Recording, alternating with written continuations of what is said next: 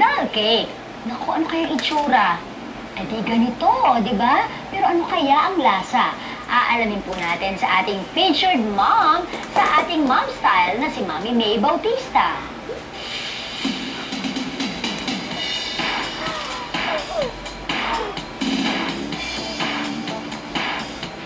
Hi, I'm Mami May.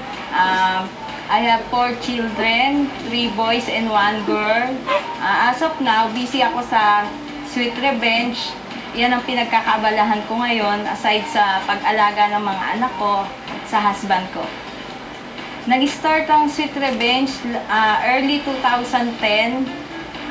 That time, nag-birthday yung youngest ko. Gusto ko maging personalize yung cake niya at cupcakes. Bumili ko ng yung nabibili na sa tindahan na cupcakes. Then, ako yung gumawa ng icing. That time, first time kong gumawa ng icing. Palpak pa, talaga as in palpak. Pero, hindi siya, nag-down siya. Pero sabi ng sister ko, masarap naman daw siya kasi may cream cheese. Doon na ako nagka-interest na mag-search online kung paano paggawa ng cake saka icing. Katatry ko, naging perfect na siya. Pero yung youngest ko, tiga-tikim talaga. Sinasabi niya kung, Mami, ito yung masarap. Sinasabi niya, pag hindi masarap. Then, nung sa school, may nakakita ng mga mommies. Tinanong nila kung saan daw ako nagpagawa. Sinabi ko, ako yung gumawa nun. Doon na yung nag-start na umorder na rin sila para sa anak nila. Kapag marami akong order, tinutulungan ako ng mga anak ko. Like yung girl, kapag talagang maraming binubuting-ting, nagpapatulong na ako sa kanya, like sa cupcakes, mga sprinkles, sunod. Siya rin yung gumagawa ng box. Siya yung tigagawa ng box. Then dun sa anak ko naman lalaki, siya yung nagdi-deliver. Tinutulungan niya ako mag-deliver. Yung eldest ko naman, siya yung driver namin. Si daddy naman, yan ang tumutulong sa akin ng kapag kailangan ko ng mga personalized na cookie cutter, siya yung nagpapagawa ng mga stainless.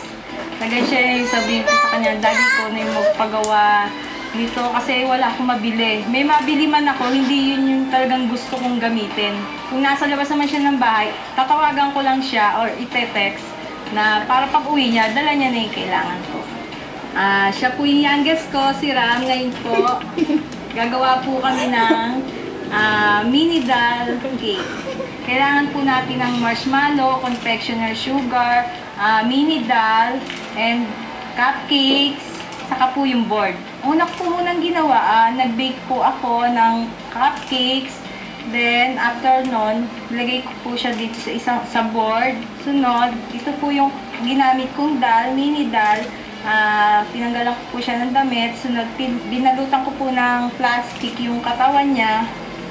After nun, butasan nyo lang po ng yung gitna nung pinaka-mini cake natin.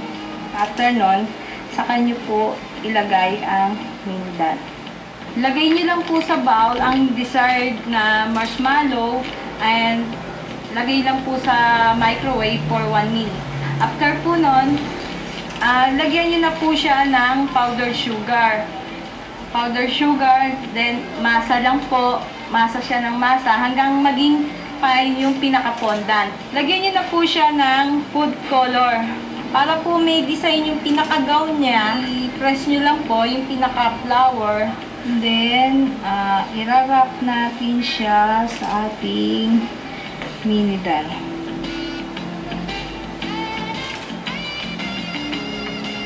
Tatanggalin na natin ang sumobrang fondant.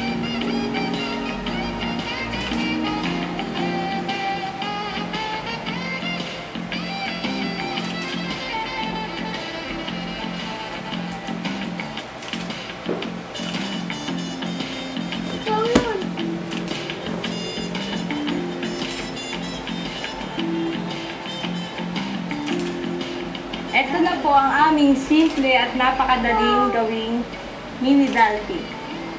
Sa mga mamis na gustong mag-business, try nyo rin po kasi bukod sa nasa bahay na kayo, maganda pa yung kita. Sunod, na nagbabanding pa kayo, pwede kayong tulungan ng mga kids nyo. Then, yung hobby nyo, pwede rin mag-participate. Sana, 3 years from now, lumaki yung Sweet Revenge.